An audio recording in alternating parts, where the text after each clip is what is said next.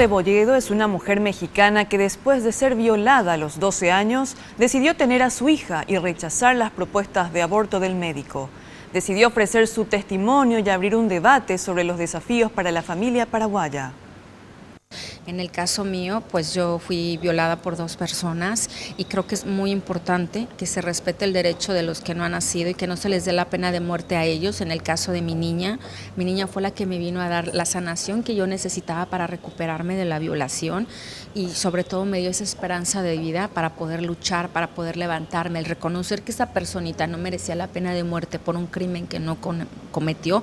Eso me hace ser la persona que soy hoy y yo estoy convencida de que todas las mujeres tenemos esta fuerza interior, pero si aún así creen que no van a poder, ¿por qué no darlo en adopción? ¿Por qué no darles el regalo de la vida y depositarlo en los brazos de un matrimonio que lleve años esperando por la llegada de un bebito? Liana Rebolledo ha sido una incansable activista defensora de los derechos humanos desde hace 10 años con diferentes organizaciones y en diferentes partes del mundo.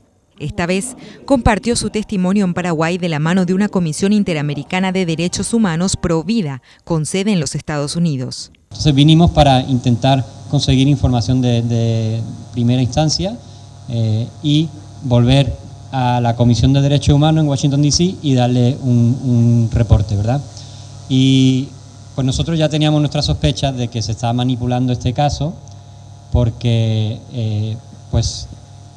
no es la primera vez que ocurre un caso de este estilo. De hecho, es bastante común. Mujeres que hemos atravesado una situación violenta, lo que necesitamos es que se nos proteja, que se nos apoye, que se nos brinde todo el apoyo que necesitamos, tanto emocional, psicológico, educación. No necesitamos un aborto, porque eso solamente nos va a dañar muchísimo más. Yo me sentiría muy orgullosa de que mi México hubiera luchado así como están ustedes luchando contra una cultura de muerte y que sigan defendiendo a todas las personas que todavía no han nacido, que existen pero todavía no han nacido. Finalmente, insistió en que el gobierno paraguayo no solo debe proteger la integridad física de las víctimas de abusos y brindar apoyo psicológico durante todo el tiempo que necesiten, sino que también debe ofrecer becas para que puedan seguir formándose y tener un futuro, y así darles el valor y la dignidad que se merecen.